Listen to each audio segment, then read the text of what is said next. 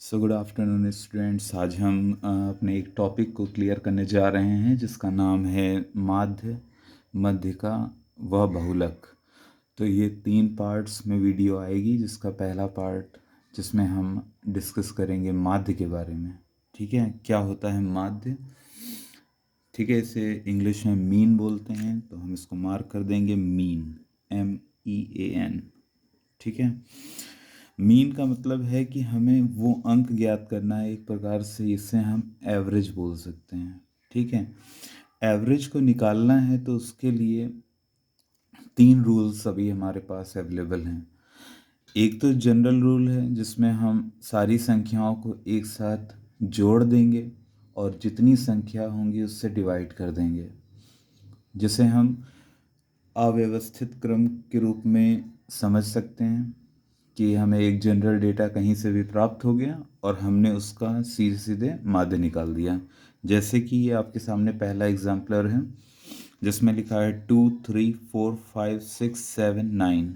ठीक है, तो अगर हमसे कोई कहता है इसका कोई माध्य निकालिए, तो फॉर्मूला होगा sigma x upon n। x का मतलब है जो हमारे पास संख्याएं हैं, जैसे 2 है या 3 है या 4 है या 5 6 7 और 9। ठीक है, सिग्मा का मतलब पता है, सिग्मा कहाँ से क्रिएट हुआ। हमें पता है कि किसी भी संख्या का जब हमें सम निकालना होता है वो साइन होता है s। इसी s से एक साइन आया जो इंटीग्रेशन में ले गया, जिसे हम इस तरीके से देखते हैं, उसी का ये शॉर्ट है सिग्मा। सिग्मा का मेनली मतलब ही यही है कि हमें सारी संख्याओं को एक साथ जोड़ना। तो सिग्मा एक्स अगर हमसे कोई कहता है निकालने के लिए, ठीक है, तो हम क्या करेंगे कि 2 3 4 5 6 7 प्लस 9। एन हमारे पास क्या है, एन हमारे पास है नंबर ऑफ नंबर्स। टोटल कितने नंबर हैं हमारे पास, तो 1 2 3 4 5 6 7। ठीक, तो n हमारे पास 7 आ गया। सिग्मा x हम निकाल रहे हैं यहाँ पे। ठीक है, तो 2 और 3 5, 5 और 4 9, 9 और 5 14, 14 और 6 20, 20 और 7 27, 27 और 9 इज इक्वल टू 36। 2 3 5, 5 4 9, 9 5 14, 14 और 6 20, 20 और 7 27, 27 और 9 इज इक्वल टू 36। ठीक है, यहाँ तक क्लियर। अब हम नेक्स्ट स्टेप पे क्या करेंगे कि हमें निकालना है मीन। तो मीन का फॉर्मूला हमें पता है कि सिग्मा एक्स अपॉन, इसको काट देते हैं, sigma x upon n. Sigma x की वैल्यू हमारे पास आ चुकी है 36, जिसको हम डिवाइड कर देंगे 7 से। तो ये हमारे रेशियो में अगर आता है आंसर, तो इसको डिवाइड करते हैं तो 35 हो जाएगा, 10 मतलब 1। ठीक, तो ये हमारा पहली कंडीशन है जिससे हम मीन निकालते हैं, माध्य निकालते हैं। ठीक है,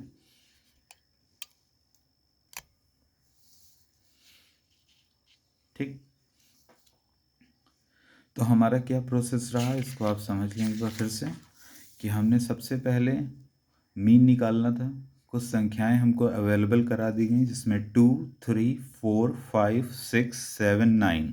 ठीक, इन सारी संख्याओं को हमने क्या किया कि एक जगह लिख करके उनके काउंट चेक कर लिए कि कितने नंबर हैं हमारे पास। ठीक है, नंबर ऑफ काउंट चेक कर लिए जिसको हमने n से डिनोट किया है। ठीक है, n हमारे पास टोटल नंबर्स थे 1 2 3 4 5 6 7, 7 लिख दिया।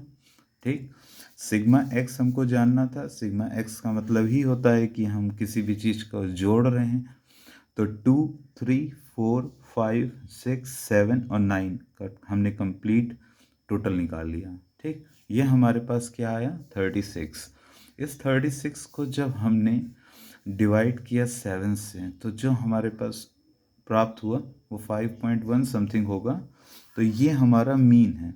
मीन को आप एक प्रकार से मान सकते हैं या एवरेज,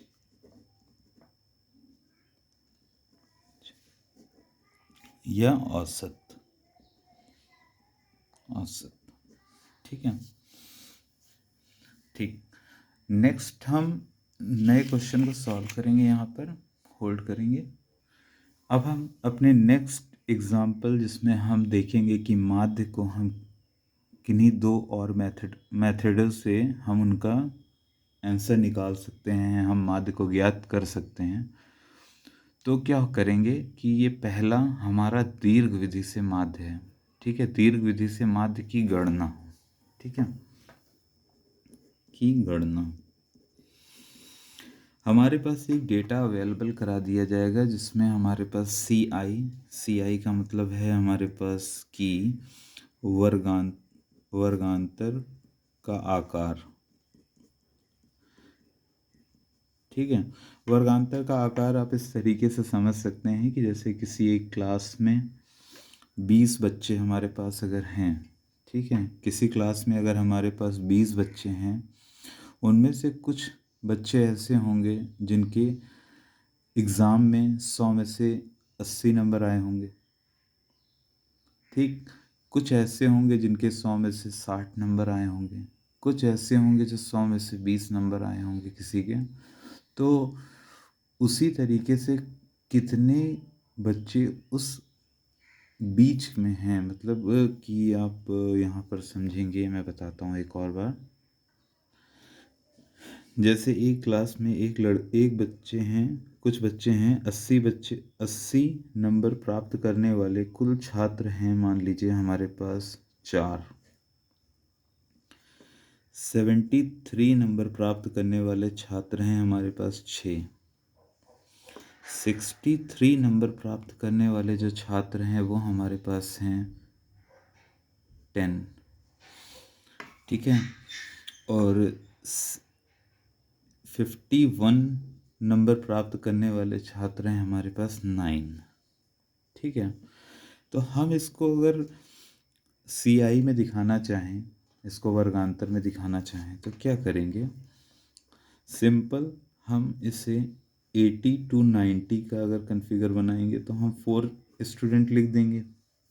70 to 79 बनाएंगे तो हम इसमें 6 लिख देंगे।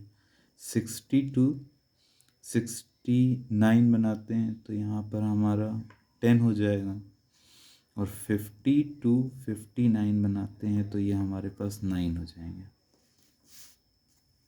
ठीक,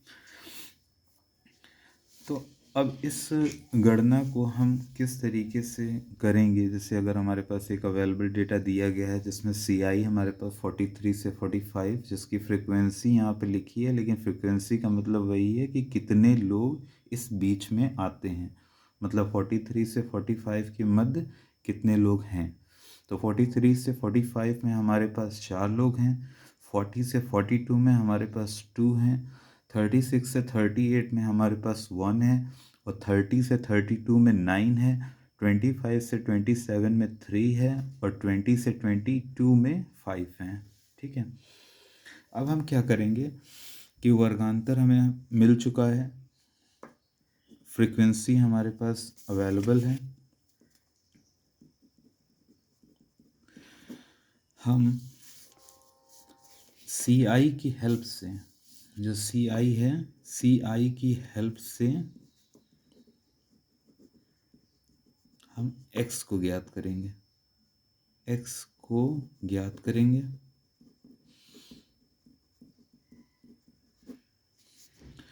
मतलब कि जो x है हमारे पास वो होगा CI/2।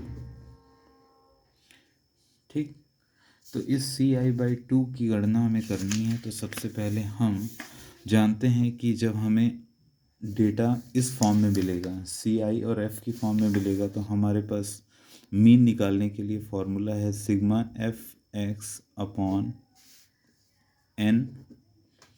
तो x हमको पता चल गया, f हमको पता चल गया, n हमको पता चल गया। सो अब हम क्या करेंगे, इसको कैलकुलेट करेंगे। यहाँ लिखा x 43 और 45/2, तो ये हमारा 88 हो रहा है। ठीक है, 88/2 करते हैं तो ये हमारे पास 44 आएगा। Is that clear? ठीक, इसी तरीके से अगर आप इसका निकालेंगे तो ये 41 आएगा। सेम प्रोसेस अप्लाई करेंगे।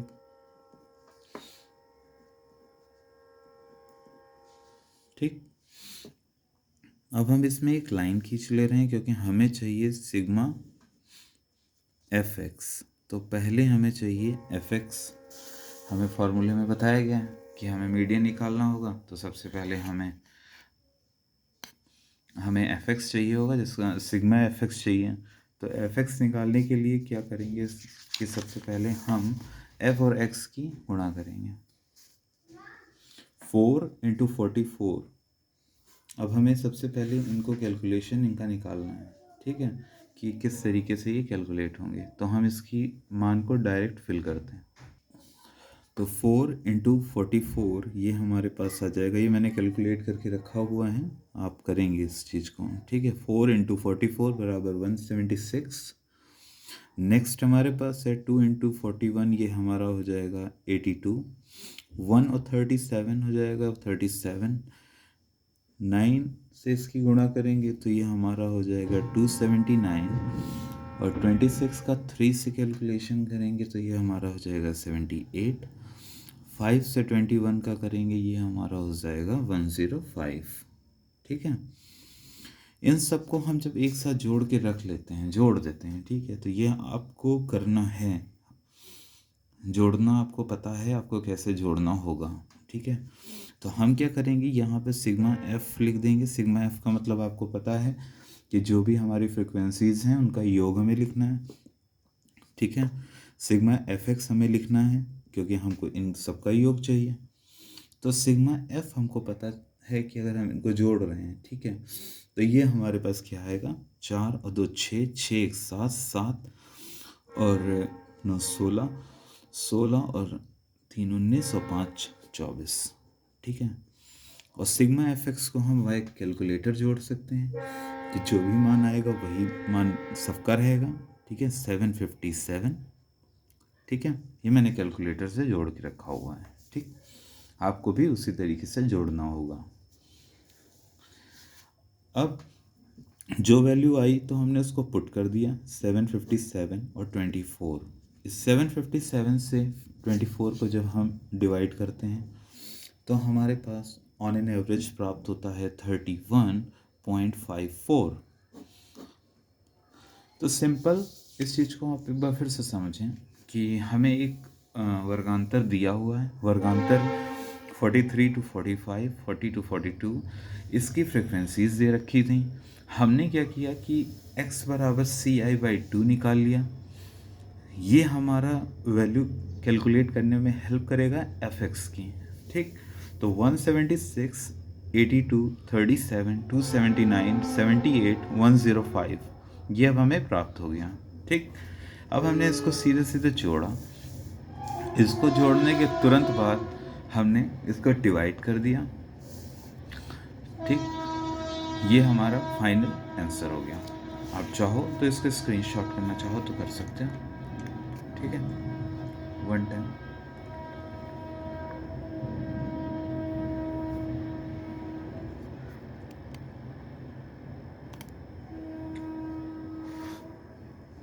ठीक है,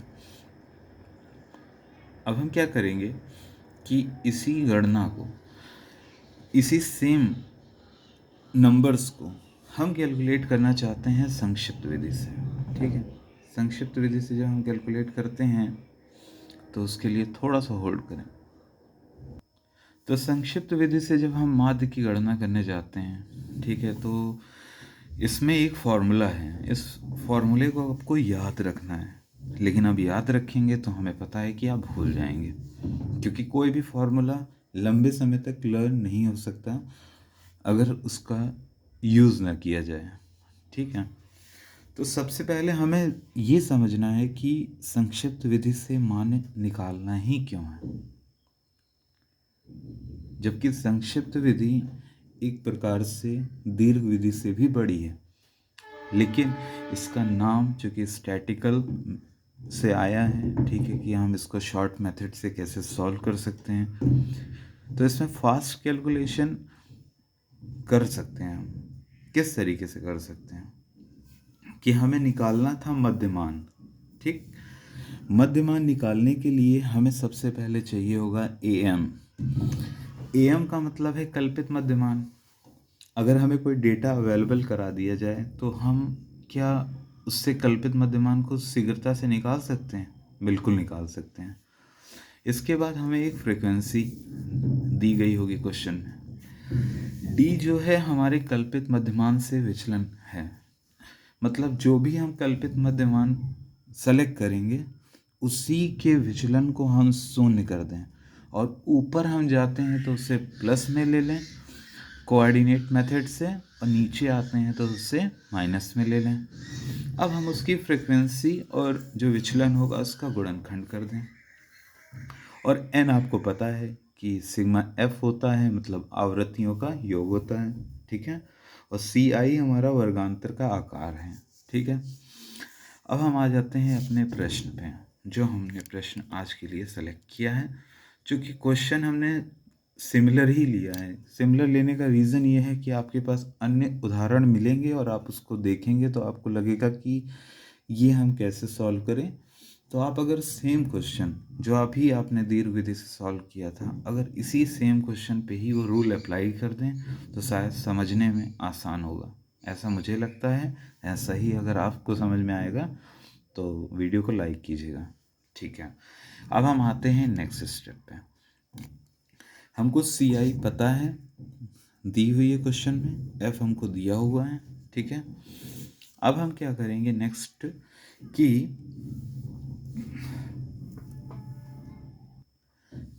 कि सबसे पहले हम जब दीर्घ विधि से निकालते हैं तो हमें x चाहिए रहता है, लेकिन यहाँ पे x का कोई हिसाब किताब तो है नहीं, तो हमें क्या सेलेक्ट करना है? एम। एम आपको अगर याद ना रहे तो उसका एक शॉर्ट मेथड है कि आपको ये पता है कि कोई भी आसान काम हमेशा सुबह में किए जाते हैं, जैसे हम एम देते हैं। ठीक है, एम आपको पता है। आराम से काम करना, सोना, सोने को संक्षिप्त से आप रिलेट करके आप एम याद रख सकते हैं। बाकी sigma f d y n into c i ये आपको याद रहेगा, ये आपको याद रखना ही पड़ेगा। ठीक है, तो हम क्या करेंगे, जो हमारे पास सी आई और एफ दे रखा है, हमने क्या किया, यहाँ पे हमें विचलन निकालना था, हमें एफ डी निकालना है। ठीक, हम क्या करेंगे, विचलन हमें ज्ञात करने के पहले हमें एम पता होना चाहिए। एम का सीधा सा रूल है जो सारे क्वेश्चंस पे है, यूनिवर्सल है। इसको आप अप्लाइड करिएगा और चेक करिएगा, अगर कोई गलती मिले तो मुझे कमेंट में बताइएगा भी, या मेरे नंबर पे व्हाट्सएप कीजिएगा। नंबर मेरा है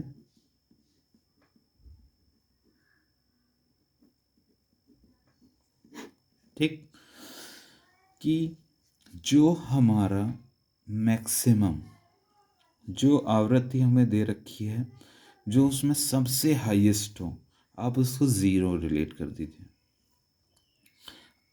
कोऑर्डिनेट मेथड पे चलते हैं, इसे +1 कर दीजिए, इसे +2 कर दीजिए, इसे +3 कर दीजिए, इसे -1 कर दीजिए, इसे -2 कर दीजिए। आपको शायद पता होगा कोऑर्डिनेट में जब हम इधर बढ़ते जाते हैं तो ये हमारा प्लस होता जाता है, इधर हम आते हैं तो ये हमारा माइनस होता है। ठीक है, ऊपर जाते हैं तो ये हमारा प्लस में होता जाता है, नीचे आते हैं तो ये हमारा माइनस में जाता है। ठीक है, तो ये रूल आपको याद रखना है, ये आपको पता होगा। कोऑर्डिनेट अगर आपने ज़रा सी भी पढ़ी है तो आपको पता होगा, नहीं पढ़ा है कोई बात नहीं, आप यहाँ से आज समझ लीजिए कि जब हम अबव साइड जाएंगे तो प्लस होगा, राइट साइड में जाएंगे तो प्लस होगा, लेफ्ट साइड में माइनस होगा, बिलो में माइनस होगा। ठीक, अब हमने क्या किया, 4 और 3 इसकी गुणा करी तो ये 12 आ गया, 2 और 2 की गुणा 4 आ गई, 1 और 1 की गुणा 1 है, इसको हम प्लस लगाते रहेंगे। 9 की 0 से गुणा करी 0 आ गया, -3 आ गया, -10 आ गया। क्या हम इनके सारे प्लस वालों को एक साथ कैलकुलेट करेंगे तो ये हमारे पास -17 नहीं हो, +17 नहीं हो जाएगा? क्या अगर हम इधर नीचे वालों को कैलकुलेट करते हैं तो ये -13 नहीं हो जाएगा? ठीक, हमने क्या किया कि अब हमें पहले तो वर्गांतर चाहिए ही चाहिए। ठीक है, तो पहले हम क्या करेंगे कि सिग्मा एफ निकाल लेते हैं। तो सिग्मा एफ हमको पता है, अभी हमने लास्ट वाले क्वेश्चन मतलब लास्ट में देख लिया था कि ये हमारा 24 है। फिर से करना हो तो 4 और 2 6, 7 और 7 और 9 16, 16 और 3 19 और 5 24। Absolutely correct. डी की ज़रूरत हमें है नहीं, एफ डी हम कैलकुलेट कर रहे हैं। तो +17 -13, I think you know that like is 4। ठीक है, ये हमारा क्या था, सिग्मा एफ डी। ठीक, अब हमारे पास ए एम एक जो कल्पित मध्यमान है वो हमें लिखना है अभी। सिग्मा एफ हमारे पास 24 आ चुका है, सिग्मा एफ डी हमारे पास 4 आ चुका है। ठीक है, तो हमें सबसे पहले ए एम निकालना था। तो ए एम आपको पता है कैसे निकला, क्योंकि जो हमने 9 हमने आवृत्ति मार्क करी है, इसी के ही नंबर्स को जहाँ हमने ज़ीरो मार्क किया था, ठीक है, इसी के सी आई को जोड़ के 30 + 32/2 बराबर 31 लिखेंगे। जिसको हमने ज़ीरो किया था, जिसकी हमने आवृत्ति को सेलेक्ट किया था ए एम के लिए, उसी के सी आई को जोड़ के /2 कर देंगे तो हमारा ए एम आ गया। ठीक है, नेक्स्ट सी आई हमें कैलकुलेट करना है। सी आई आपको कैलकुलेट करने का मेथड मैं बता दे रहा हूँ, बहुत आसान। कि आपको नंबर्स दे रखे हैं इन्होंने, क्या नंबर्स दे रखे हैं, 20 to 22, 25 to 27, 30 to 32, 36 से 38, 40 से 42, 43 से 45। ठीक, मैक्सिमम क्वेश्चंस में आपको यही चीज़ देखने को मिलेगी, जो डिफरेंस है वो सिमिलर ही होगा। मतलब 45 में 43 घटाएंगे तो 2, 42 में घटाएंगे 40 तो बचेगा 2, 38 में से 36 घटाएंगे तो बचेगा 2, 32 में से 30 मतलब 2। सब जगह डिफरेंस सेम ही आ रहा है। जो डिफरेंस आएगा, डिफरेंस जो आएगा उसमें हमको जो भी डिफरेंस आएगा, ठीक है, उसमें +1 कर देना है। ये हमें डिफरेंस से 3 आ जाएगा। डिफरेंस हमारे पास 2 का है, +1 हमने कर दिया तो सी आई हमारे पास 3 आ गई। अब हमारे पास सारे आंकड़े अवेलेबल हैं, ए एम है, सिग्मा एफ है, सिग्मा एफ डी है, सी आई है। ठीक, अब हम इसको कंप्लीट करते हैं। तो m बराबर a m plus sigma f d upon sigma f into c i. Sigma f की जगह आप एन भी लिख सकते हैं जैसे आपको पता है। ठीक है, तो ए एम की वैल्यू हमने 31 निकाली थी, सिग्मा एफ डी हमारे पास 4 था, सिग्मा एफ हमारे पास 24 था, सी आई हमारे पास 3 थी। 31 प्लस 4 से ठीक है, 4 से 24 को डिवाइड किया तो 6, 3 से 2 को किया तो 3 से 6 को किया तो 2, ये आ गया हमारे पास 0.5। क्या अगर हम इसको जोड़ के 31.5 लिख दें तो ये सही है या नहीं है? ठीक, हमारे पास जो आंसर दीर्घ विधि में आया था, दीर्घ विधि वाला, वो आया था 31 पॉइंट, लेट मी सी 1 सेकेंड, 0.54। तो क्या ये आंसर उस आंसर से मैच कर रहा है? अगर मैच कर रहा है तो प्लीज़ लाइक करिएगा और सब्सक्राइब कीजिएगा। Thank you for watching this video. Have a wonderful day.